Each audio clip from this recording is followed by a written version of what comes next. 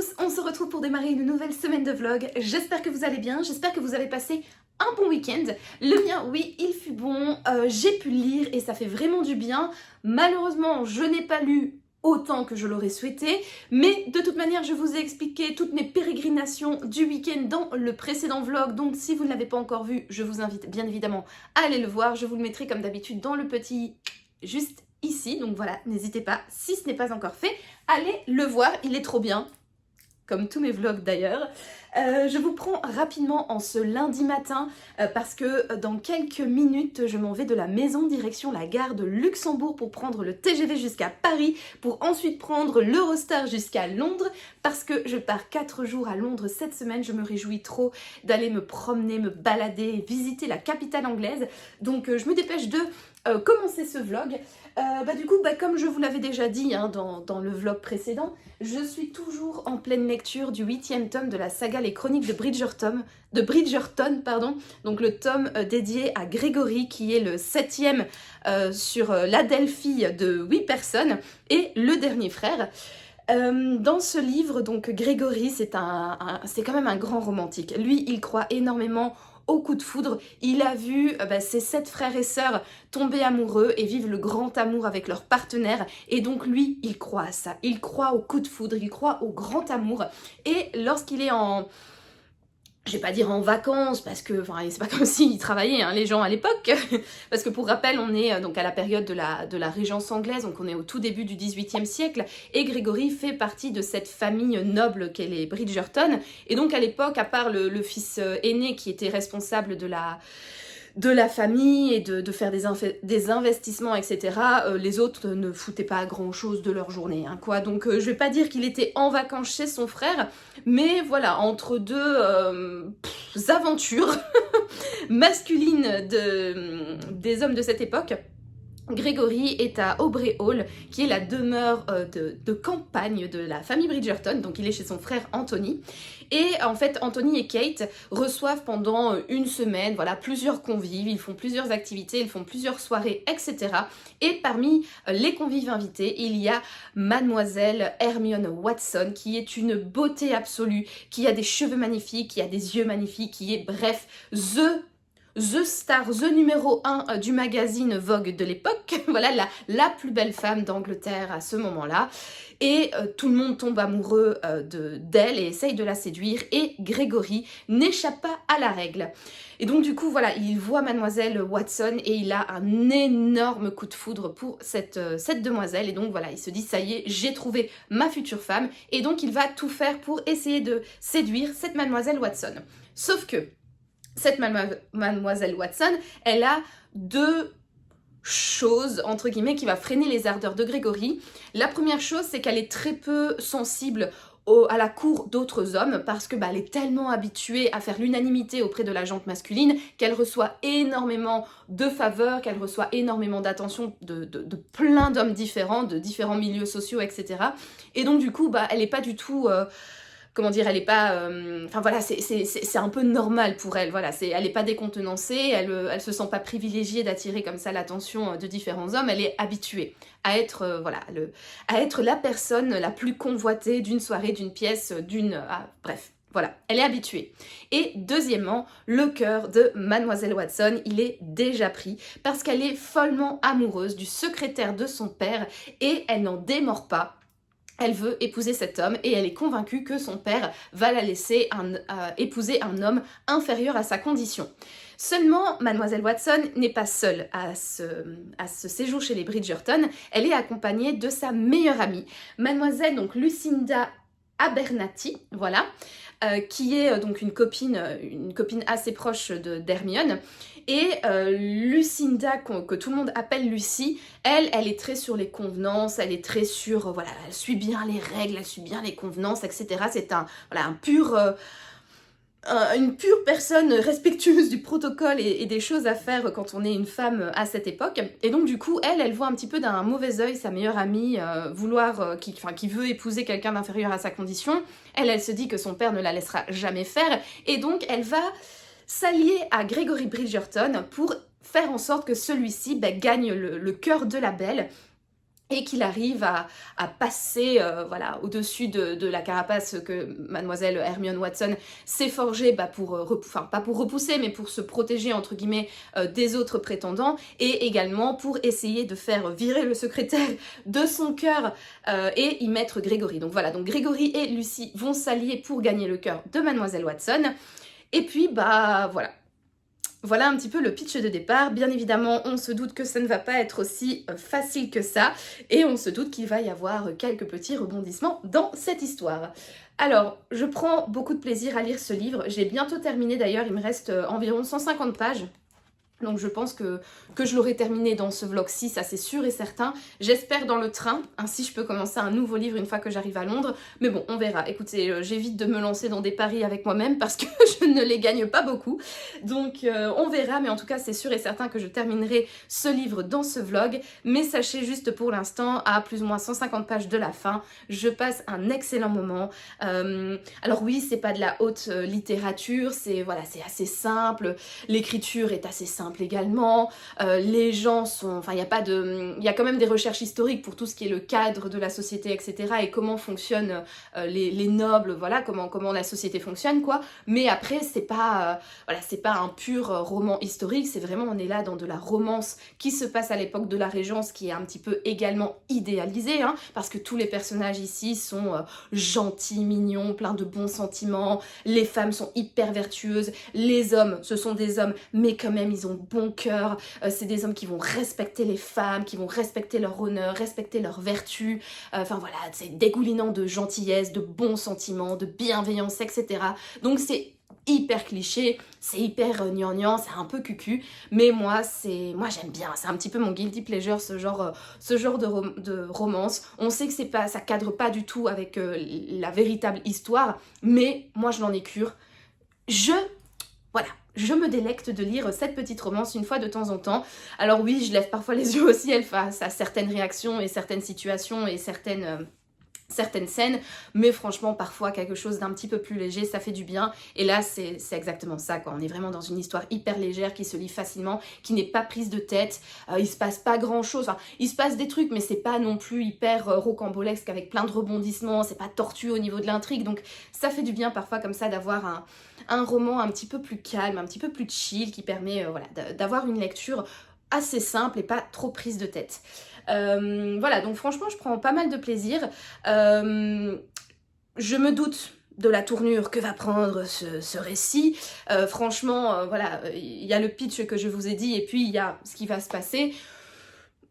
Je me doute vers quelle direction on y va, et là justement où j'en suis, donc à 150 pages avant la fin, je suis au moment charnière de l'intrigue où je pense, là je suis vraiment au moment où l'intrigue va basculer vers l'idée que je me fais de la fin de cette histoire, et j'ai hâte du coup de voir comment l'autrice va arriver à cette fin que j'imagine, et quelles sont les autres péripéties qui attendent nos personnages principaux. Enfin voilà, je suis très curieuse et j'ai très hâte de me replonger dans ce roman.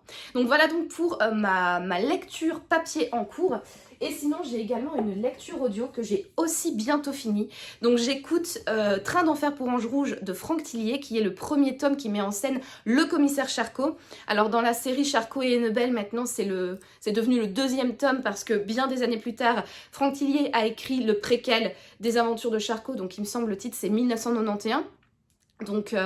Donc voilà, donc celui-là n'est plus officiellement le premier tome de la saga Charcot, mais bon bref, c'est le premier tome que Franck Tillier a écrit qui met en scène l'un de ses personnages principaux, donc qui est le commissaire Franck Charcot. Et donc en gros pour le résumer, on est dans une période un petit peu particulière hein, pour le commissaire Charcot, parce que sa femme a disparu depuis 6 mois, il n'a aucune nouvelle d'elle, et quand je vous dis qu'il n'a aucune nouvelle, c'est vraiment, il ne sait pas ce qui est arrivé à sa femme. Donc un jour il s'est levé, sa femme n'était plus là, mais il n'a aucune idée si elle a été enlevée, si elle a été tuée, parce qu'il n'y a aucun corps qui a été découvert, il n'y a aucune lettre de menace qui a été envoyée, ou de chantage, ou de demande de rançon, etc. Donc voilà, de ce volet criminel, il n'a vraiment aucun indice qui indiquerait que sa femme a fait une mauvaise rencontre et que voilà, elle s'est évaporée. Et d'un autre côté, il ne sait pas non plus si sa femme a décidé de le quitter du jour au lendemain, parce qu'elle n'a laissé aucune lettre de rupture, aucune lettre de séparation, aucune explication, etc. Donc ce pauvre Charcot, il est véritablement là, sa femme a disparu et il ne sait pas, voilà, il ne sait pas ce qu'il en est. Mais en parallèle de son drame personnel, il a bien évidemment sa vie professionnelle, donc il est commissaire, comme je l'ai dit, commissaire de police à Paris. Et il va être mis sur une enquête assez macabre parce qu'il y a une jeune femme qui va être découverte assassinée et son corps mis en scène d'une manière macabre, voilà, très sanglante et très macabre. Et cette découverte va le mettre sur une enquête qui va l'emmener dans des milieux assez particuliers, comme par exemple le milieu du BDSM et des sadomasochistes. Et comme ça, il va aller de découverte en découverte de plus en plus sombre, de plus en plus macabre, à la recherche de ce meurtrier qui, bien évidemment, ne va pas faire uniquement une seule victime. Donc c'est un livre que j'écoute en audio sur Audible. J'ai bien avancé, il me reste environ une demi-heure d'écoute. J'ai pas mis un marque-page ? Ah mince, je pensais que j'avais mis un marque-page, j'ai dû le retirer sans le faire exprès. Mais bon bref, je suis plus ou moins... Je pense que je suis plus ou moins là.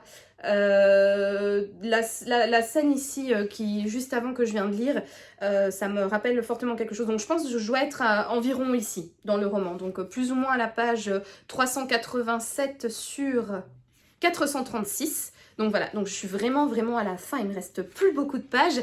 En audio, il me reste environ une demi-heure.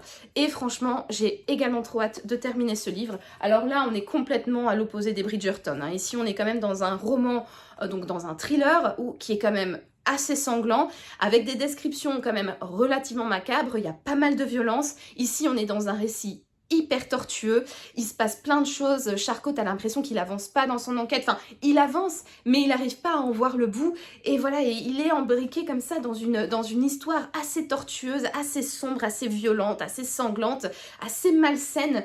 Ça va loin, ça va véritablement loin, et voilà. Et en fait moi j'aime beaucoup, parce que déjà j'aime beaucoup les romans qui ne nous laissent pas respirer, voilà, qui sont menés tambour battant, avec plein de choses qui se passent, avec des découvertes plus horribles les unes que les autres. Moi j'ai une très forte résistance aux descriptions macabres et sanglantes, donc là dans le Franck Tillier c'est clair que c'est pas à mettre entre les mains de tout le monde. Si vous avez un petit cœur sensible, voilà, peut-être évitez, ou en tout cas soyez, ayez dans votre esprit que c'est pas, voilà, c'est pas les Bridgerton, quoi, c'est pas les petites fleurs pâquerettes et les petites abeilles qui viennent butiner, non, on est vraiment dans le dur et dans la description, parfois un petit peu même malsaine pour certaines descriptions de cadavres et de scènes de crime, quoi. Mais moi personnellement, moi c'est ce que j'aime bien. J'ai quand même une haute tolérance à la violence, une haute tolérance à tout ce qui est sang, macabre, description, etc. Donc franchement je me délecte, et je trouve que l'intrigue est vraiment bien menée. Franchement j'écoute ce livre en allant courir, et je suis déjà à bout de souffle quand je cours, parce que voilà, c'est quand même, je fais un effort physique, mais là clairement parfois ce roman me tient véritablement en haleine, et j'ai l'impression en fait que je n'arrive pas à reprendre ma respiration entre les différentes scènes. Ça va très crescendo, voilà, on commence doucement, et puis au plus on avance dans l'histoire, au plus ça s'accélère, au plus ça devient plus macabre, au plus ça va de plus en plus loin. Et là où j'en suis, donc je vous disais à une trentaine de minutes avant la fin, voilà, le rythme est vraiment effréné, donc ça c'est pour me plaire, et ça me tient véritablement en haleine, donc c'est vraiment chouette. J'aime beaucoup le rythme qu'il donne à l'intrigue et la construction de son histoire, et j'aime aussi énormément la plume de l'auteur. J'avais commencé ce livre en lecture papier il y a quelques mois de cela, et j'avais eu du mal à rentrer dedans, mais je trouve qu'en audio ça passe beaucoup mieux. Vraiment je suis portée par cette plume, je trouve que c'est bien écrit, je trouve qu'il fait pas mal de recherches documentaires, c'est hyper intéressant aussi parce qu'il aborde des thématiques, par exemple il parle du milieu BDSM et il explique un petit peu comment ça se passe. On parle également un petit peu ça flirte un petit peu sur le religieux, l'ésotérisme, etc. Alors c'est très léger, on n'est pas dans un thriller ésotérique ici, mais on aborde quelques petites thématiques comme ça par-ci par-là, de fanatiques religieux, d'ésotérisme, etc., de relations avec le démon, enfin bref. Et je trouve que c'est hyper intéressant en fait ce qu'il dit. Voilà, je pense qu'il a fait pas mal de recherches pour son intrigue, et du coup je trouve qu'il retranscrit cette documentation d'une super bonne manière, quoi, parce que je trouve c'est intéressant, c'est bien écrit, vraiment je suis bien dedans, j'aime beaucoup la plume, elle me porte, et en tout cas voilà, je prends vraiment beaucoup de plaisir à écouter ce livre à chacune de mes sorties running. Et pour vous dire, il y a quelques semaines de cela, j'avais un petit peu un petit peu le moral dans les chaussettes au niveau du sport, notamment j'avais un début de périostite qui se déclenchait dans ma jambe et donc du coup je devais vachement ralentir le rythme au niveau de mes courses et je devais faire vraiment attention à moi. Du coup j'avais un petit peu la flemme d'aller courir parce que je savais que j'allais pas pouvoir me donner à 100%, j'allais devoir véritablement ralentir le rythme et ralentir également mes sorties courses. Et donc voilà, j'avais un petit peu la flemme et finalement la chose qui me motivait à mettre mes baskets et à sortir dans le froid, dans la nuit, sous la pluie, etc. c'était clairement ce livre parce que je savais que j'allais pouvoir être toute seule en compagnie de Franck Tillier pendant 20-25 minutes, une demi-heure, etc. Enfin voilà, c'était vraiment quelque chose qui me portait et qui m'a aidé dernièrement à faire mes sorties running. Donc vraiment je passe un excellent moment. Je l'ai pas terminé donc je peux pas... Voilà, je sais pas comment ça se termine. J'ai déjà lu plusieurs Franck Tillier et j'avais été à chaque fois déçue par... Enfin, pas déçue par la fin, mais disons qu'elle arrive un peu trop rapidement à mon goût. Et ça, j'aime pas quand les auteurs terminent leur histoire qui a duré des pages et des pages en seulement 10 pages et puis qu'après ils te laissent un petit peu avec, oui, des réponses à tes questions, mais des réponses qui n'ont pas été nécessairement étoffées. Voilà, t'as l'impression que tu lui poses une question et il te dit juste oui, point. Sauf que toi, tu attendais comme réponse oui, virgule et tout un petit développement. Pas 5 pages de développement, mais au moins peut-être un bon, je sais pas, une bonne demi-page, un bon 3/4 de page de développement, etc. à cette question. Et lui, c'est vrai qu'il est un petit peu, voilà, abrupt dans ses conclusions. Donc voilà, je sais pas du tout comment ça va se terminer, mais en tout cas pour l'instant, à environ 30 minutes d'écoute avant la fin, je trouve que c'est un super roman. Et si vous avez envie de vous plonger dans une enquête passionnante, dans une enquête qui va vous tenir en haleine, qui est horrible vraiment, qui est un peu malsaine, ben franchement je peux vous recommander fortement le Franck Tillier parce que voilà, moi je prends beaucoup de plaisir et j'ai hâte de le terminer. Et d'ailleurs je le terminerai cette semaine, c'est sûr et certain également, parce que je compte bien me caler 1 ou 2 runs à Hyde Park. Et d'après mon programme running, c'est des runs qui durent plus d'une demi-heure. Donc voilà, comme il me reste une demi-heure de ce livre, je vais sans doute le terminer sur le territoire anglais. Voilà, écoutez, c'est déjà là-dessus que je clôture ce premier rush de la semaine. Moi, je vais aller enfiler mes chaussures, mon manteau, prendre mes valises et direction la gare de Luxembourg pour partir à Londres. Allez, je vous dis à plus tard, darling. Comment on dit? See you later? See you later, darling.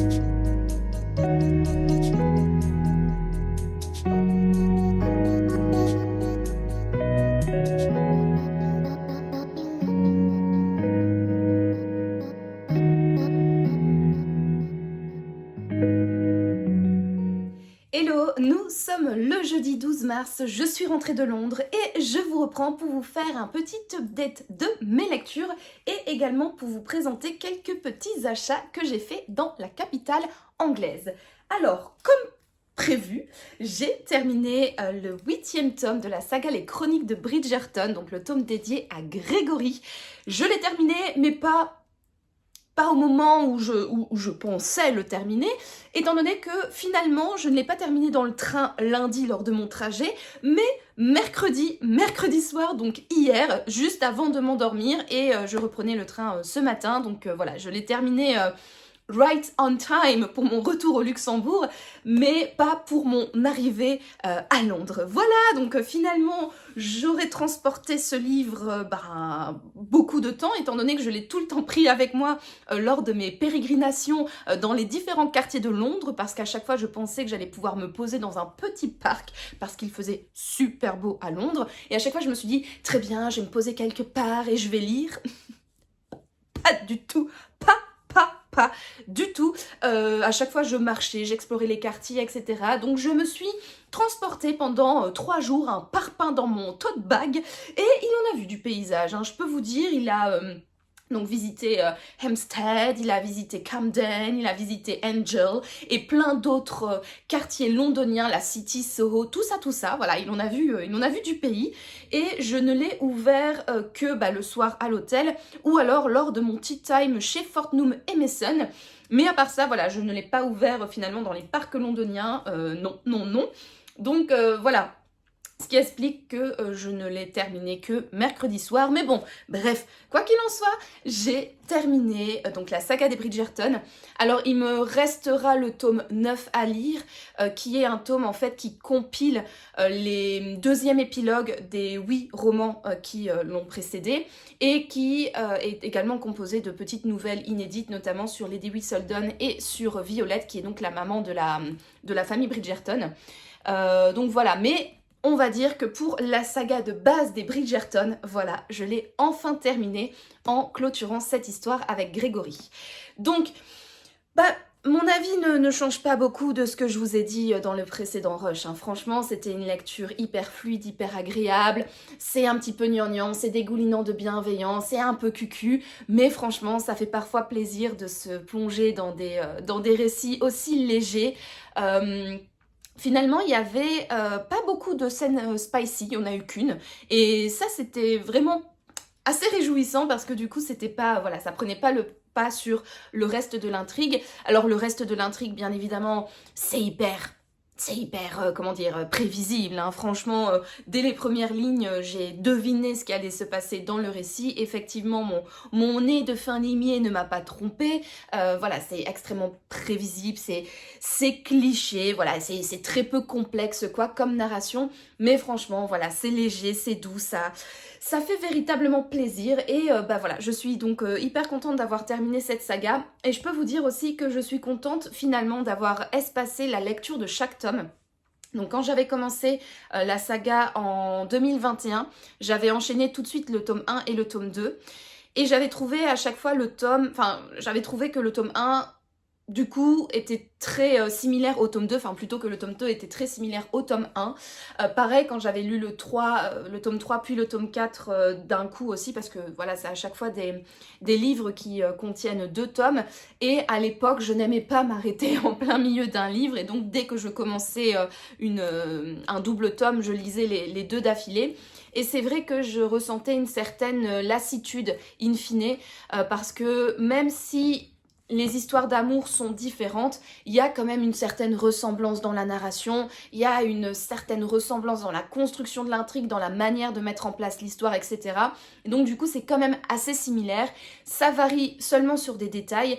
Et finalement, en espaçant comme ça la lecture des tomes, ça permet en fait de se replonger à chaque fois dans un livre de la saga avec un immense plaisir, plutôt que de se dire bon bah là je vais lire 2 tomes et c'est 2 tomes qui vont se ressembler et du coup ça va être un petit peu voilà, un petit peu chiant, voilà. Donc voilà, très bonne idée finalement d'avoir espacé la lecture du tome 4, 5, 6, 7 et 8, parce que du coup à chaque fois que j'y retournais c'était avec un immense plaisir et je me suis vraiment délectée de lire l'histoire du dernier frère donc de Grégory. Donc voilà, bonne lecture, je suis ravie du coup d'avoir terminé cette saga.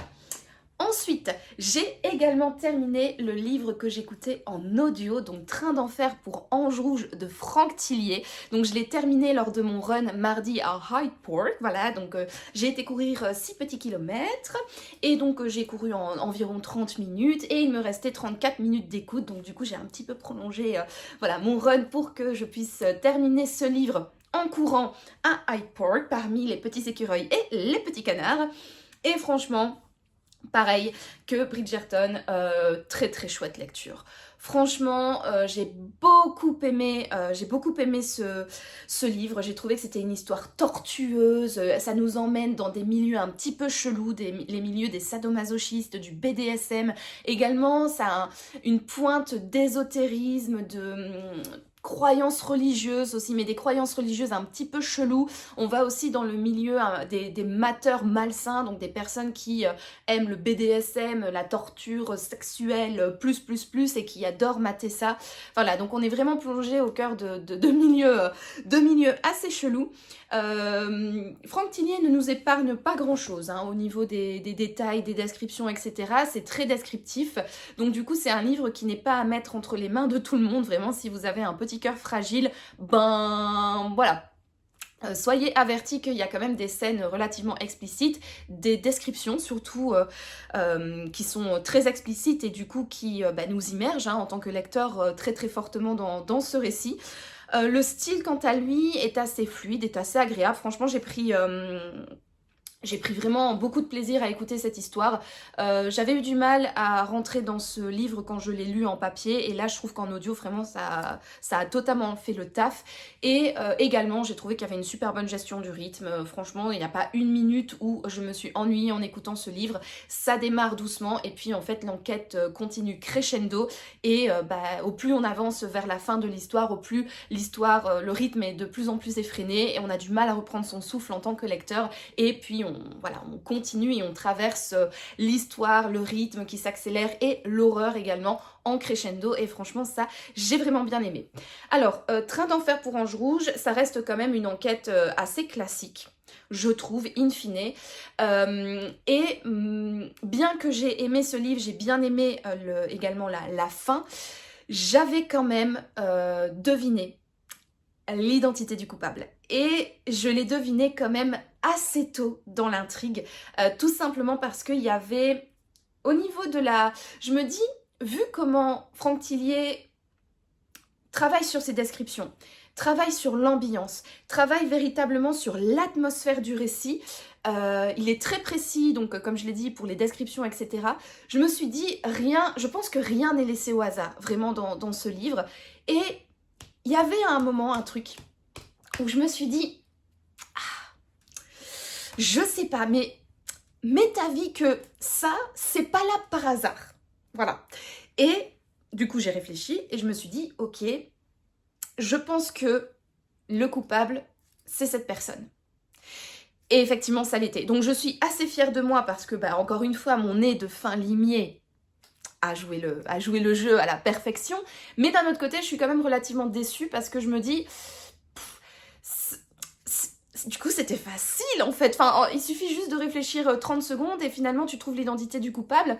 Et en plus, je trouvais que ce coupable et tout ce qu'il y a autour, c'était pas nécessairement crédible en fait. Enfin voilà, ou en tout cas, moi je n'ai pas trouvé ça crédible, d'autant plus que Franck Tillier, encore une fois, est retombé dans les travers que je n'aime pas de conclusion de ses romans. La fin est hyper vite déballée. Franchement, je pense qu'en même pas 5 minutes, enfin, oui, tout se conclut en fait je dirais en 5 minutes, donc peut-être, je sais pas, en 3-4 pages. Et ça a un côté du coup assez frustrant parce que t'as envie d'en savoir plus, parce que la manière dont il t'explique cette fin, je trouve que c'est vachement tiré par les cheveux. Du coup, ça perd un petit peu en crédibilité et il y a un certain manque d'explication en fait. Voilà, je trouve que c'est une bonne fin, enfin franchement j'ai vraiment bien aimé, mais il y a quelque chose qui me chiffonne. Je trouve qu'il y a vraiment un manque d'explication, un manque de développement pour rendre du coup cette fin un petit peu plus crédible. Voilà, parce que vraiment, donc il nous explique juste comme ça les choses. Voilà. Je pense que peut-être avec un petit peu plus d'explication, avoir un final un petit peu plus touffu, aurait peut-être changé ma vision de cette crédibilité par rapport à la conclusion de cette histoire. Cela dit, la fin était extrêmement rapide, oui. Et c'est un peu frustrant, oui, mais je dois bien vous avouer qu'en audio, d'un côté, je trouve que ça passait crème, voilà, parce que j'étais en train de courir, j'étais en train d'écouter cette histoire, j'étais vraiment à fond dedans, et en fait, comme peut-être que c'est parce que j'ai fait en sorte que mon run dure le temps que le livre termine, et j'ai vraiment terminé mon run au moment où l'audio a terminé, et du coup, il y a un côté de moi qui est frustré, mais il y a un côté de moi qui dit, bah finalement, cette fin était pas mal parce que vraiment, j'ai arrêté de courir, je suis retournée à mon point de départ dans Hyde Park et il y avait la phrase finale de cette histoire, ça a continué sur les remerciements, etc. Mais vraiment, j'ai terminé cette histoire en même temps que mon run. Et donc, du coup, ça collait bien avec le moment que je m'étais accordé pour cette lecture audio.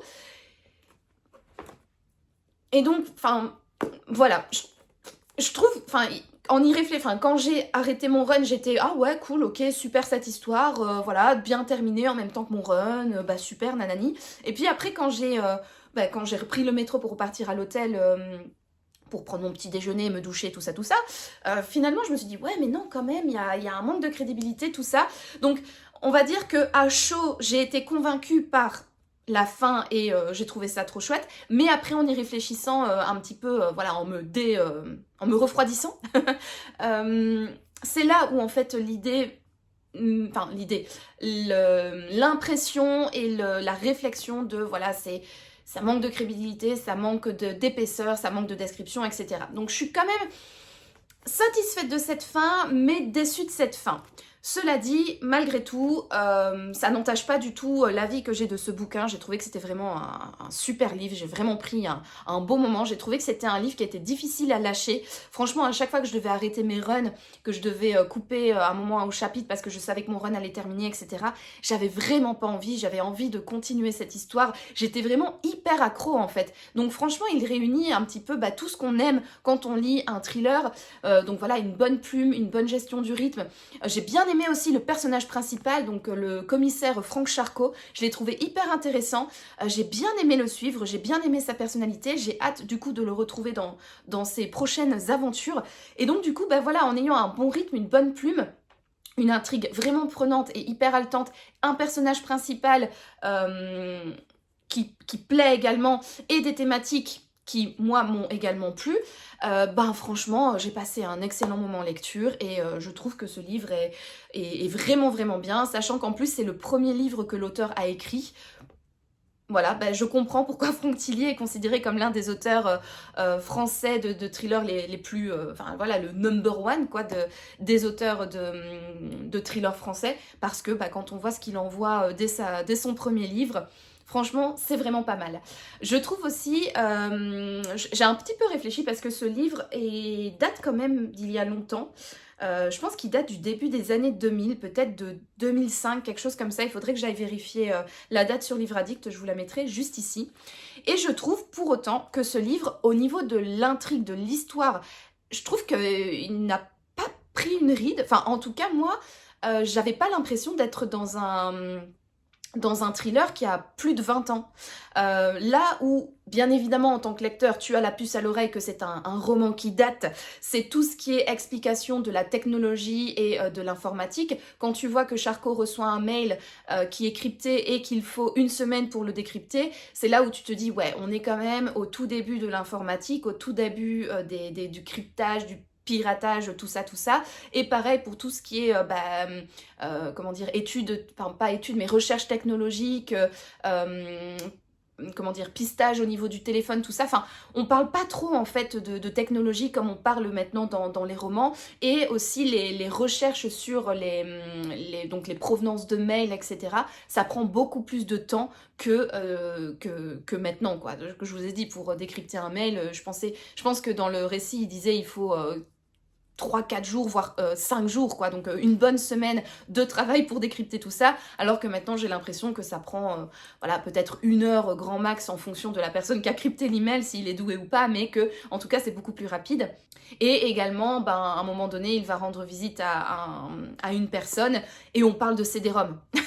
Voilà, qu'il insère le CD-ROM dans l'ordinateur, enfin voilà, on parle vraiment de vieille technologie et on voit que oui, c'est un vieux roman parce que la technologie est totalement dépassée et que maintenant on est habitué à avoir d'autres choses et beaucoup plus de rapidité au niveau de tout ce domaine. Voilà donc pour mon avis final sur Train d'enfer pour Ange Rouge de Franck Tillier. Donc franchement, très très bonne lecture. Je vais continuer cette saga. C'est sûr et certain, et je pense que je vais la continuer à l'audio. J'ai déjà d'ailleurs téléchargé le tome 2 de la saga Charcot et Annabelle, qui est La Chambre des Morts, il me semble. Cette fois-ci, donc dans ce 2e tome, on ne va pas retrouver le commissaire Franck Charcot, mais la 2e personne qui deviendra récurrente dans sa saga, donc Lucie Annabelle. Mais voilà, j'ai envie de lire les livres dans l'ordre, donc forcément, je vais pas tout de suite me replonger dans un Charcot, vu que le numéro 2, c'est un Annabelle. Mais j'ai hâte de retrouver franchement la plume de Franck Tillier et ses histoires, parce que je trouve que c'est vraiment hyper addictif et surtout hyper intéressant au niveau des thématiques abordées. Donc voilà pour mon livre audio que j'ai également terminé. Je n'en ai pas recommencé un dans la foulée quand j'ai été courir hier, donc mercredi. J'ai préféré écouter de la musique. Je ne sais pas encore trop quel livre je vais écouter lors de mes prochains runs. Il faut encore que je réfléchisse à la question. Donc je vous en reparlerai plus tard dans la semaine. Ne vous inquiétez pas, bien évidemment, je vous tiendrai informé de ce que je sors de ma petite playlist d'écoute. Mais sinon, si je n'ai pas commencé de nouveaux livres audio, en revanche, j'ai commencé une nouvelle lecture papier. Et comme je vous l'avais annoncé, il me semble, dans le précédent vlog, j'ai commencé un Agatha Raisin, donc c'est le tome 8, Coiffeur pour dames, donc c'est un roman de MC Beaton. Dans ce livre-là, donc on retrouve Agatha Raisin qui commence...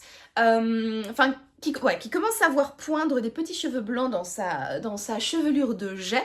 Et donc elle a essayé de se faire une coloration elle-même, sauf que ça a été catastrophique et les cheveux blancs ont pris des reflets violets. Et donc du coup elle recherche un coiffeur pour voilà, refaire tout ça au propre et de nouveau être pimpée comme Jaja. Et on lui conseille d'aller dans un autre village, dans le salon de coiffure de Monsieur John. Monsieur John qui est donc un coiffeur de talent, mais qui a énormément de tchatch avec ses clientes. C'est véritablement un charmeur. Voilà, il aime bien que ses clientes se sentent bien chez lui. Et on comprend que pas seulement chez lui au salon de coiffure, si vous voulez, si vous voyez ce que je veux dire. Voilà, c'est véritablement un charmeur qui aime bien draguer ses clientes. Et on comprend que cela va au-delà de la relation cliente et coiffeur. Et donc, par exemple, il invite Agatha Raisin au restaurant, il lui fait des petites propositions assez spéciales, etc. On comprend qu'Agatha Raisin n'est pas la seule femme qui est l'objet de ces propositions. Et il y a également quelque chose qui plane au-dessus de Mr. John, parce que Agatha Raisin remarque que d'autres clientes ou ex-clientes semblent avoir peur ou semble être vachement en colère contre Monsieur John. Et donc, elle se pose la question que, est-ce que Monsieur John ne ferait pas des choses pas très sympas avec ses clientes, notamment... Est-ce que par hasard ce ne serait pas un maître chanteur? Parce que c'est bien connu, quand on va au salon de coiffure, on blablate beaucoup et les coiffeurs, ben c'est un petit peu les psychologues slash les meilleurs amis slash les confidents slash le prêtre à confesse. On dit énormément de choses à son coiffeur et donc parfois ben, les choses qu'on lui dit peuvent parfois être sujettes à pression pour l'escroquerie de petites deniers pour éviter que les secrets confiés ne s'ébruitent. Voilà un petit peu où j'en suis. Pour l'instant, le meurtre de Monsieur John, parce que je sais que c'est Monsieur John qui va être assassiné, étant donné que j'ai lu la 4e de couverture, et puis bah, parce que c'est pas quelqu'un qui a l'air très très sympathique, et donc on se doute bien évidemment que ça va être lui la victime.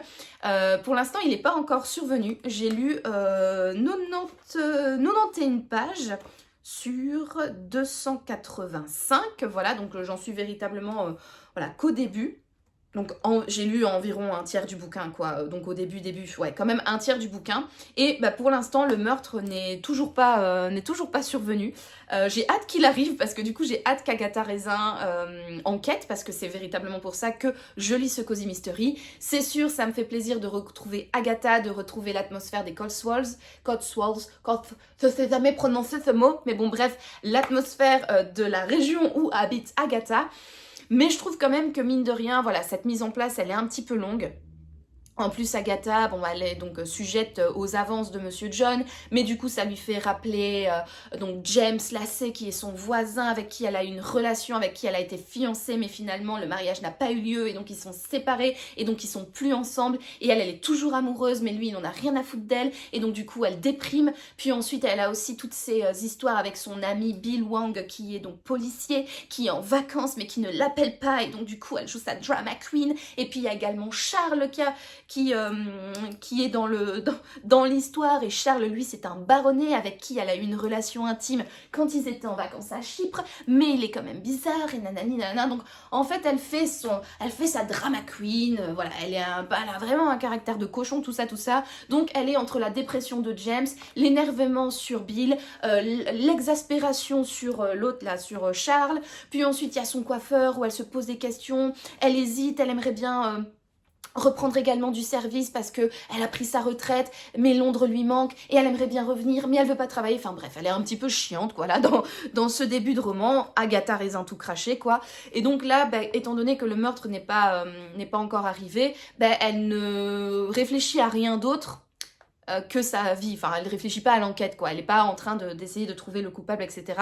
Donc elle est vraiment dans sa tête avec ses problèmes personnels. En plus il y a des nouveaux arrivants dans son village avec des personnes hyper sympas et des pestes bien évidemment, donc du coup voilà, il y a un petit peu des chamailleries, des gossips, voilà, des trucs voilà, qui se passent comme ça.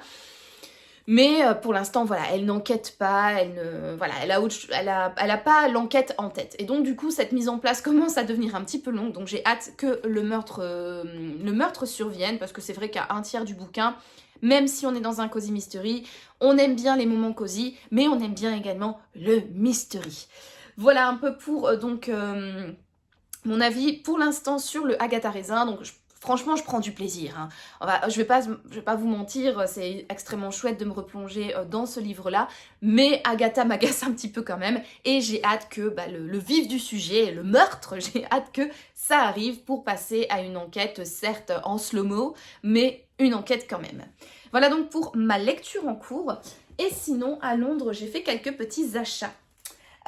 Des petits achats de marque-page et également de livres. Alors je sais, j'avais dit que je n'achèterais plus de livres en cette année 2026, voilà, que j'allais essayer de réduire ma consommation livresque, mais là, je suis à Londres, j'avais envie de m'acheter des petits bouquins parce qu'en plus j'aimerais bien un petit peu improve my English, et donc pour improve son English, il faut lire des livres en anglais, et...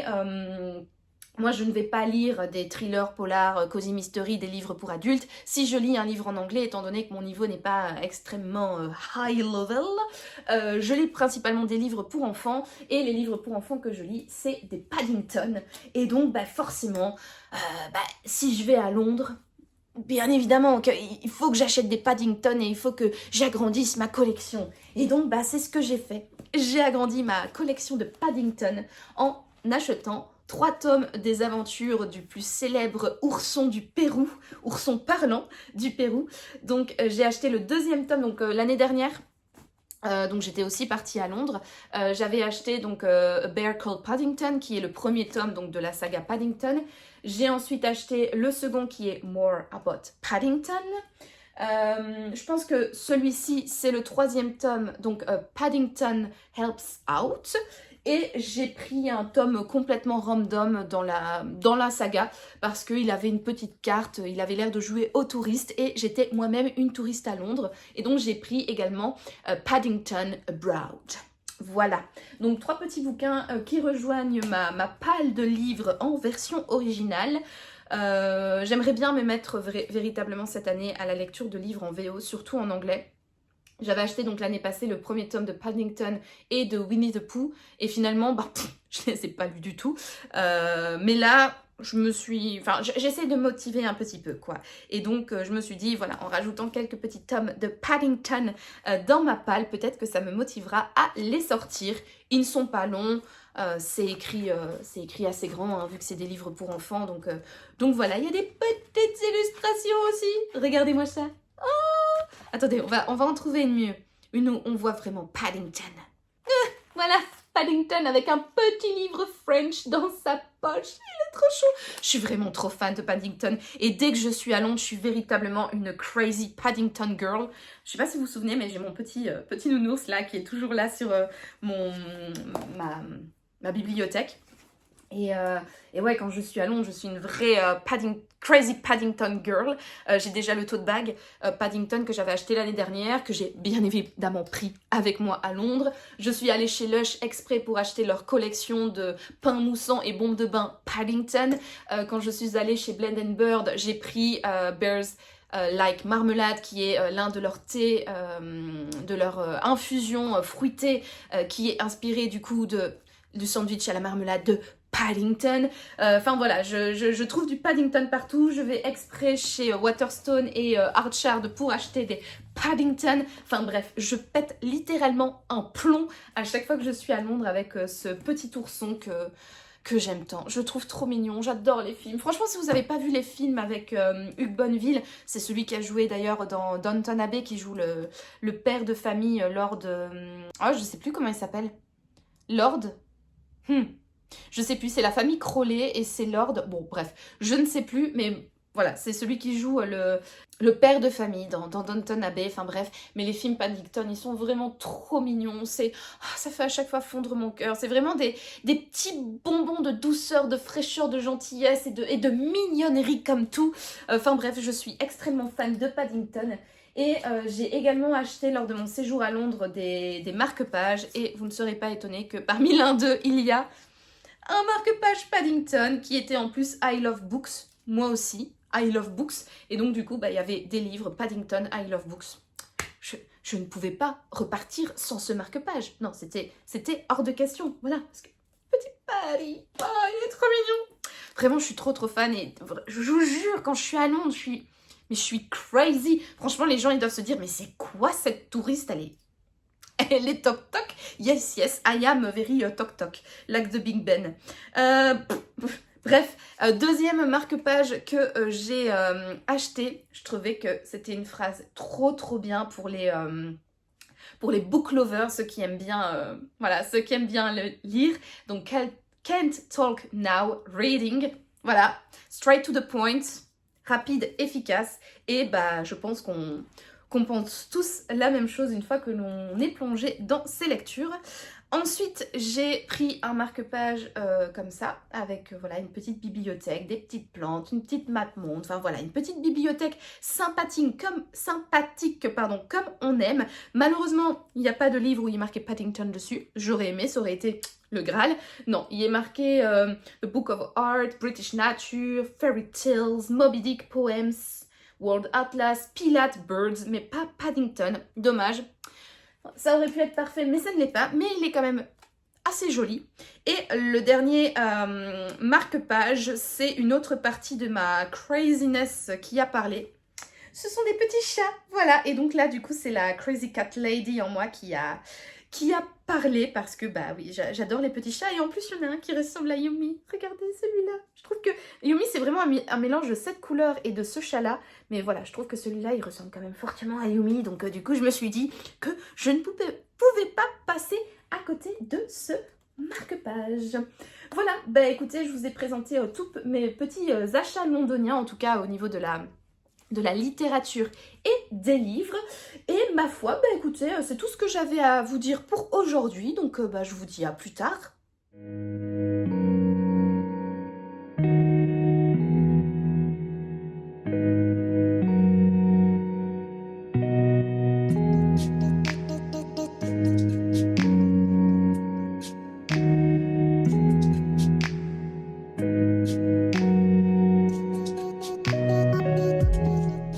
Hello, nous sommes le lundi 16 mai et je vous retrouve pour clôturer cette semaine de vlog. Alors, j'ai un update lecture à vous faire parce que j'ai bien avancé dans mon Agatha Raisin, donc le 8e tome Coiffeur pour dames de MC Beaton. J'ai bien avancé, je suis maintenant à la page 222 sur 285, donc il me reste un peu plus d'une soixantaine de pages pour terminer ce bouquin. Alors, je suis ravie parce que, bah, vous vous doutez bien, là où j'en suis, le meurtre est arrivé, hein, voilà, il est survenu, et pas seul parce que, spoiler alert, il y en a plusieurs dans ce roman, pour mon plus grand plaisir, du coup, vous vous en doutez. Alors, c'est vrai que c'était quand même relativement long à se mettre en place, hein. Je ne sais plus exactement quand est-ce que le meurtre est survenu, mais c'était à plus de 1/3 du bouquin. Et bah, j'ai senti le temps passer, quoi, vraiment. Alors oui, on est ici dans un cozy mystery, donc l'enquête et l'enquête pour résoudre le meurtre, le vol, etc., peu importe, c'est sûr que ce n'est pas quelque chose qui est mis sur le devant de la scène, hein, c'est toujours secondaire, les résolutions des mystères dans les cozy mystery. On est plus là pour suivre les personnages, suivre leur vie, leurs activités, les petits tea time, les petits vieux des villages qui jouent les commères et tout ça, tout ça. Donc c'est sûr que c'est plus un roman d'ambiance plutôt qu'un roman hyper haletant. Cela dit, quand même, de devoir attendre plus d'1/3 du bouquin pour avoir le meurtre, ouais, c'était un petit peu long, d'autant plus que Agatha est assez lunatique, elle est vraiment un peu... Elle est un petit peu chiante à suivre parce qu'elle a plein de problèmes de cœur. Donc il y a James finalement qui a rompu ses fiançailles, puis qui l'a un petit peu dragouillé quand ils étaient à Chypre. Enfin, pas dragouillé quand ils étaient à Chypre, mais il lui a fait une crise de jalousie. Puis elle a rencontré Charles qui a l'air d'en avoir rien à foutre d'elle, on a l'impression qu'il joue avec elle juste comme un jouet, quoi, voilà. Et Agatha, elle est toujours un peu entre deux, entre être intéressée par Charles et ne pas être intéressée ou lui bouder parce qu'elle sait très bien qu'elle n'est qu'un objet pour lui. Puis voilà, elle est hyper lunatique, elle est un petit peu chiante à suivre. Mais après, on va dire que ça s'améliore, entre guillemets, une fois que le meurtre est survenu, parce que là, Agatha, oui, elle garde quand même son côté très lunatique et très chiante, mais elle dédie un petit peu plus de son temps à l'enquête. Elle essaye, voilà, de découvrir qui a pu en vouloir à Monsieur John, ce fameux coiffeur qui aimait bien flirter avec ses clientes. Et bah, donc voilà, elle fait son enquête. Alors, bien évidemment, Agatha a toujours l'art de se fourrer dans des situations... pas possible, et donc c'est un petit peu un chat noir aussi où elle attire parfois un petit peu les mauvaises choses, enfin elle se met toujours dans des situations un petit peu, voilà, des péripéties, etc. Elle se met dans des beaux draps, voilà, c'est ça le nom que je cherchais, elle a toujours l'art de se mettre dans de beaux draps, voilà. Après, voilà, je trouve que c'est quand même une enquête qui est assez addictive, j'ai pas eu énormément de temps pour lire ce week-end, étant donné que samedi, toute la journée, j'étais avec mes copines de book club, et hier dimanche, pendant la moitié de ma journée, je suis allée courir. On en reparlera juste après, mais voilà, j'ai passé un très très long moment à courir hier, donc du coup, j'ai pas vraiment eu un week-end lors duquel j'avais de longs moments pour lire, mais j'ai quand même pu, mine de rien, pendant les quelques petites heures que j'ai pu avoir par-ci par-là, j'ai quand même pu bien avancer dans ce roman, et en fait, c'est assez agréable, franchement. Une fois qu'on est dedans, une fois que le meurtre survient, on est vraiment bien dans cette histoire. Je trouve que MC Beaton, elle a quand même une plume hyper agréable, c'est pas alambiqué, c'est pas complexe, enfin voilà, c'est assez facile, donc on est bien dedans et franchement j'enchaînais les pages quand même assez rapidement et avec, je dois le dire, quand même une certaine avidité, même si on n'est pas ici dans un roman hyper haletant. Alors là où j'en suis, Agatha arrive un petit peu à la fin de son enquête. Alors je sais très bien que le final de ce roman, ça va être à l'image des 7 autres premiers tomes, ça va être un suspect qu'on a déjà rencontré, qu'on connaît, mais qui va être un petit peu sorti comme d'un chapeau de magicien, quoi, parce que Agatha a toujours un petit peu, vers la fin, une révélation quant à l'identité du coupable. Je trouve que les fins des Agatha Raisin sont toujours un petit peu rapides, et Agatha, j'ai l'impression qu'elle découvre toujours l'identité du coupable un petit peu par hasard, soit parce qu'elle va le confronter et que le coupable veut la tuer, soit tout simplement que le coupable lui annonce qu'il est coupable alors qu'elle l'avait pas du tout suspecté de base. Donc je trouve ça hyper drôle parce que in fine on suit l'enquête avec Agatha Raisin, mais il n'y a rien dans son enquête qui nous permet de nous mettre sur la voie du coupable. Alors bien évidemment on peut essayer de réfléchir en éliminant les personnages un par un, parce que par exemple on sait très bien que c'est pas les personnes de son village qui vont être les coupables, ça va pas être les personnes qui l'accompagnent, et donc en fonction des personnages avec lesquels elle intervient dans toute l'intrigue, on peut très bien essayer de jouer comme au qui est-ce, en essayant de deviner qui pourrait être le coupable et essayer de deviner ses motivations. Les motivations, je trouve que elles sont bien mises en lumière ici dans ce roman, donc on sait pourquoi, on sait. Agatha est vraiment sur la piste du pourquoi Monsieur John a été assassiné, et je pense que c'est un petit peu plus complexe que ce qu'elle croit, mais voilà, on arrive véritablement à comprendre le mobile du meurtre. En revanche, l'identité du coupable, je pense qu'on peut facilement deviner qui elle est, mais c'est toujours un petit peu sorti d'un chapeau de magicien, hein, comme je l'ai dit, ça tombe toujours un petit peu comme un cheveu sur la soupe, ça a toujours un petit peu un côté également tiré par les cheveux.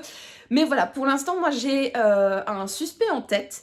Je pense que ça peut vraiment être ce personnage. J'arrive à relier, à mettre toutes les pièces du puzzle ensemble. Je pense savoir relier, donc je pense avoir deviner l'identité du coupable, pourquoi est-ce que cette personne a tué Monsieur John, et également un petit peu son passé tout ce qui tourne autour de cette personne, je pense l'avoir deviné. Donc je trouve ça relativement chouette du coup de pouvoir comme ça raccrocher les wagons, mais ça a quand même un petit côté, si j'ai raison, quand même un petit peu tiré par les cheveux, et voilà. Donc écoutez, on verra, je vous en parlerai bien évidemment dans le prochain vlog, hein, parce que là où j'en suis, j'aurai terminé ce livre, peut-être pas aujourd'hui parce que ce soir j'ai cours de japonais, et demain j'ai quelque chose de prévu, mais mercredi, sans doute mercredi ou jeudi, mais en tout cas voilà, je vous en parlerai, je vous donnerai mon avis final sur ce livre dans le prochain vlog, c'est sûr et certain. Donc voilà donc pour ma lecture papier, et sinon en lecture audio, j'ai commencé dimanche, donc hier, Amstramgram de M.J. Arledge, qui est le premier tome d'une saga qui met en scène l'inspectrice, la commandante, je ne sais plus les titres, mais qui met en scène Helen Grace, qui est une policière anglaise. J'ai commencé ce livre, je vous avoue, j'ai écouté donc 52% environ, je suis à un petit peu plus que la moitié. Je ne sais pas trop quoi en penser, je suis assez mitigée par rapport à cette lecture, parce qu'en fait là où j'en suis, donc j'ai écouté pendant un très très long moment ce livre dimanche, et en fait je pensais avoir écouté beaucoup plus que 52% du bouquin, parce que là où j'en suis, je trouve que l'intrigue s'essouffle, et j'ai l'impression, j'avais l'impression d'être arrivée à la fin de l'histoire, et donc quand je me suis rendu compte que finalement non, je n'avais écouté qu'un tout petit peu plus que la moitié, j'étais relativement étonnée, parce que je ne vois pas qu'est-ce que l'auteur va pouvoir nous donner de plus dans la deuxième partie du roman que ce qu'il nous a déjà donné dans la première partie, parce que dans la première partie, j'ai quand même trouvé que l'intrigue tournait un petit peu en rond, c'est relativement répétitif, et en plus les policiers sont complètement à la ramasse, et j'ai l'impression qu'ils n'avancent pas du tout dans leur enquête. Avant d'aller plus loin dans mon avis, peut-être vous expliquer qu'est-ce que c'est Amstragram de MJ Arledge. Donc en fait on va suivre donc Hélène Grace qui est inspectrice, commandante, enfin bref je ne sais plus, mais qui travaille pour la police anglaise et qui va être mise sur une série de meurtres assez particuliers parce qu'en fait on a quelqu'un qui enlève à chaque fois 2 personnes et qui les met dans une et qui met ces 2 personnes dans une situation dans un dilemme en réalité. Donc à chaque fois, les 2 personnes sont enfermées dans un endroit, sans eau ni nourriture, un flingue est à leur disposition et ils ne sortiront que si jamais l'un d'eux meurt, donc l'un des 2 tue l'autre. Donc on commence par un couple qui a été enfermé dans une piscine et puis ensuite les enlèvements vont se répéter et la mise en scène est à chaque fois la même. Donc les 2 personnes qui se connaissent sont kidnappées, enfermées et retenues prisonniers dans un endroit clos, un flingue et l'un des 2 ne s'échappe que si l'autre meurt. Voilà, donc là où j'en suis, il y a et oui, aussi, les différentes personnes qui ont été enlevées n'ont bien évidemment aucun rapport l'une avec l'autre, donc il n'y a vraiment aucun rapport entre les différents duos qui sont à chaque fois enlevés et menacés, et donc du coup la police elle peine un petit peu à comprendre quelle est la logique derrière ces enlèvements et quels sont les liens entre les différentes personnes. Voilà, il y a vraiment, voilà, c'est très très nébuleux, c'est très très tortueux, c'est assez machiavélique comme manière de faire et la police pour l'instant elle stagne tout à fait. Voilà, donc un petit peu pour le résumé, donc comme je vous l'ai dit, pour l'instant, je sais pas, j'ai trouvé que le début était extrêmement intéressant, extrêmement palpitant, je trouve que c'est bien écrit, ça a un côté hyper page-turner parce que les chapitres sont assez courts, donc on avance quand même relativement vite dans l'intrigue. En plus, on a différents points de vue dans l'histoire, donc on a le point de vue des victimes, la première victime, la deuxième victime, à chaque fois dans les duos d'enlèvement. On a également le point de vue, bien évidemment, d'Hélène Grace, donc qui est l'inspectrice, commandant, enfin bref, la personne des forces de l'ordre principale. Donc ça donne une certaine dynamique à l'intrigue qui est assez chouette, mais voilà, j'ai commencé à ressentir quand même que il y avait un petit moment de down ici dans l'intrigue. Après, le truc que, voilà, je sais pas si ce sentiment est véritablement dû au livre ou si c'est l'environnement, ou en tout cas moi, au moment où j'écoutais le livre, qui me donne l'impression que le livre s'essouffle. Parce que j'ai écouté Amstragram dimanche. Et dimanche, j'ai couru mon premier marathon. Donc je vous en ai déjà parlé sur cette chaîne, ça fait plusieurs mois que je prépare un marathon. Je prépare plus précisément le ING Night Marathon de Luxembourg qui aura lieu le 16 mai, donc dans pile 2 mois au moment où je filme ce petit rush. Et en fait, j'avais commencé l'entraînement de mon marathon bien avant le délai que mon application me prévoyait pour courir un marathon, donc le 16 mai, parce que je m'étais dit, voilà, on sait jamais, je vais partir en vacances, je vais peut-être avoir des semaines un petit peu plus avec le moral en berne, ou tout simplement physiquement ce sera plus compliqué, donc je voulais me laisser un long laps de temps pour pouvoir m'entraîner, et selon mon application, je pouvais courir mon premier marathon, donc le 15 mars, et je me suis dit que pourquoi pas, en fait, courir un marathon avant mon marathon officiel. C'est vrai que beaucoup de personnes vont dire que ça ne sert à rien de courir un marathon avant son marathon officiel, voilà, mais moi, personnellement, je trouvais que c'était une bonne idée parce que j'en ressentais le besoin. J'avais véritablement besoin de courir ce marathon avant mon marathon officiel pour savoir si j'en étais capable physiquement, capable mentalement. Est-ce que mon alimentation et mon hydratation sont bons ? Est-ce que j'ai besoin de faire quelques petits ajustements? Est-ce que j'ai également besoin de faire quelques petits ajustements physiques? Parce que voilà, je sais très bien que quand je cours, j'ai des endroits de mon corps qui sont un petit peu plus faibles au niveau de la musculation. Donc j'ai fait du renforcement musculaire. Mais est-ce que ce renforcement musculaire était suffisant pour pouvoir me porter pendant 42,2 km? Enfin voilà, j'avais véritablement besoin de savoir si j'étais physiquement et mentalement capable de courir un marathon.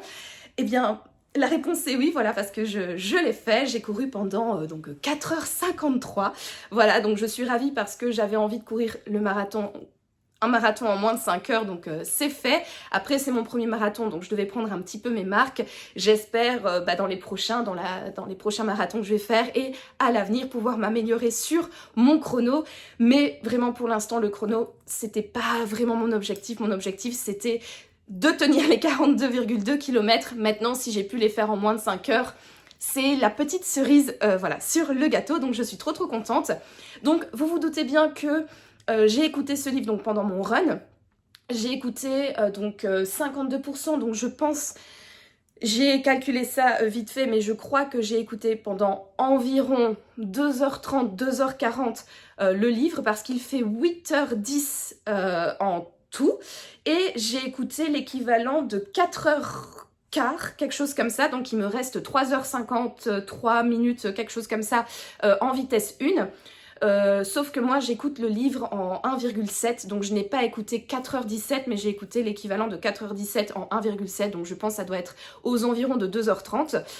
Donc c'était, voilà, j'ai quand même écouté pendant un certain moment, mais c'est vrai qu'après 2h30 d'écoute, j'en avais un peu marre en fait d'écouter ce livre. Physiquement, ça allait. Mentalement, ça allait, donc j'étais bien dans ma course. J'avais vraiment aucun souci, mais je commençais sérieusement à m'ennuyer en écoutant ce livre.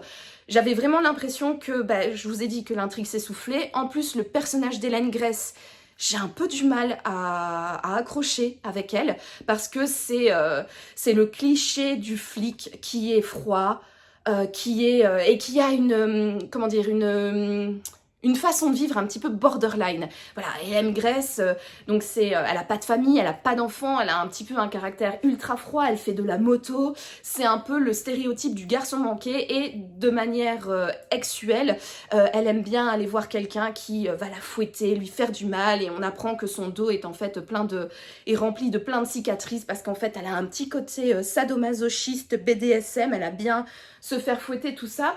Et en fait, je trouve que ça a un côté vraiment cliché, quoi.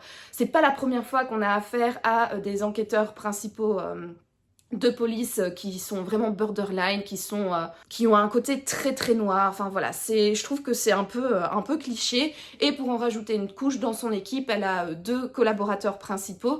Elle a Marc qui est divorcé, qui a vécu un divorce vraiment pas cool et qui du coup s'est mis à boire, donc il est alcoolique.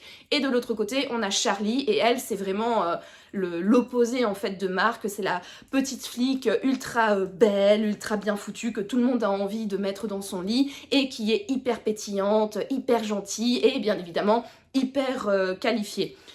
Et d'ailleurs, de manière générale, Hélène Grace, c'est genre, voilà, elle a aussi beaucoup de talent pour son travail. Marc, pareil, mais comme il est alcoolique, c'est un petit peu plus compliqué, mais c'est un flic super. Charlie est un flic super. Enfin bref, voilà, on est encore une fois dans une dream team incroyable au niveau de la manière de travailler. Donc ça, je trouve que c'est aussi un petit peu cliché, et je dois bien avouer que là où j'en suis, donc il y a 4 enlèvements qui ont eu lieu.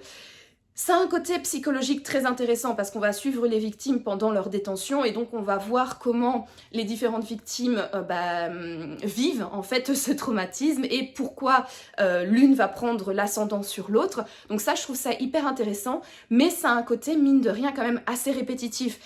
Voilà, on enlève 2 personnes, ils sont enfermés, l'un tue l'autre, et puis après, voilà, il est libéré, et il y a toutes les conséquences psychologiques qui s'en suivent.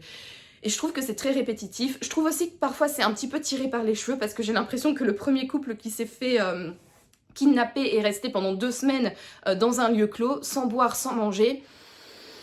Je suis pas une spécialiste du genre, mais dans mes souvenirs de certaines affaires qui ont fait la une des journaux quand j'étais petite en Belgique, où une certaine personne a séquestré d'autres personnes dans une petite cache dans une cave, ces dites personnes n'ont pas survécu plus de 3-4 jours, quoi. Enfin bref, je sais pas trop combien de temps le corps humain peut rester sans manger et sans boire, mais je pense que 2 semaines, c'est beaucoup trop, quoi. Moi, je pense réellement que...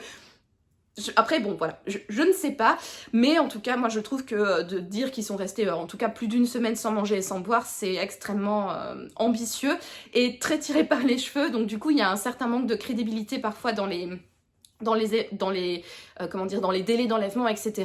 Enfin bref, il y a vraiment plein d'éléments qui me font être un petit peu dubitative par rapport à ce livre. Donc comme je l'ai dit, est-ce que c'était la fatigue physique et la fatigue mentale qui commençaient à s'installer, qui fait que du coup j'étais plus trop attentive, ou que j'étais vite saoulée par ce livre, parce que mine de rien je l'ai écouté non-stop pendant plus de 2h30, et donc du coup Même si on aime lire, c'est un long laps de temps et parfois ça fait du bien de faire des pauses.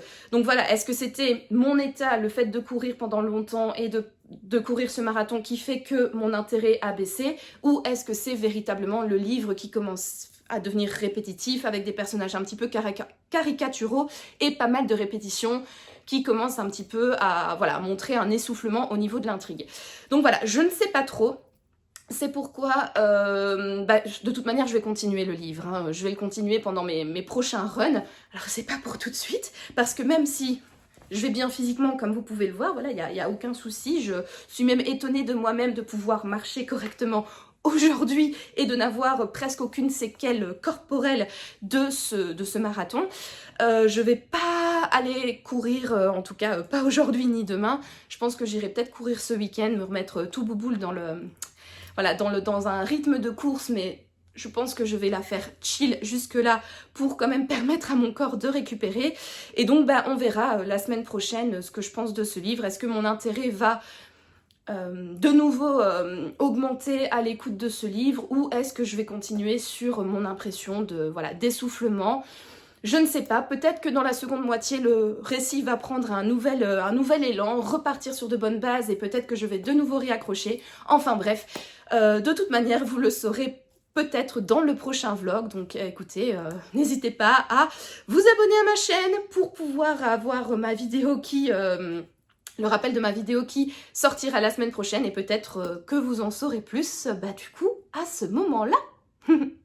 Et voilà, c'est sur ce long blabla livresque peut-être un petit peu confus, je m'en excuse, mais je commence à sentir la fatigue qui s'installe dans mon corps. Je vous avoue que je suis un peu dégoûtée d'avoir mon cours de japonais là ce soir jusqu'à 21h30 parce que j'aurais bien aimé me mettre là maintenant tout de suite au lit et dormir, parce que là, voilà, après une journée de travail, je commence à sentir la fatigue s'installer. Mais bref, je vous remercie d'avoir regardé cette vidéo. Si vous l'avez aimée, n'hésitez pas à me laisser un petit pouce bleu ainsi qu'un commentaire pour me dire ce que vous en avez pensé. Est-ce que vous aussi vous avez lu les livres que je vous ai présentés cette semaine? Si vous les avez lus, n'hésitez pas à me dire ce que vous en avez pensé. Et sinon, n'hésitez pas à me dire si je vous ai tenté, si je vous ai donné envie de découvrir tous ces bouquins. Et sinon, écoutez, oui, n'hésitez pas aussi à vous abonner. C'est vrai que je l'ai dit juste avant, mais écoutez, n'hésitez pas à vous abonner pour soutenir ma chaîne. C'est toujours cool de voir de nouvelles personnes dans la famille Un Air littéraire. Donc voilà, si ce n'est pas encore fait, et pour me soutenir, n'hésitez pas à vous abonner. Et sinon, en attendant de vous retrouver dans un prochain vlog, je vous souhaite comme d'habitude de passer une excellente journée, une excellente soirée ou une excellente nuit, peu importe. Et je vous dis donc à bientôt pour de nouvelles aventures livresques. Ciao!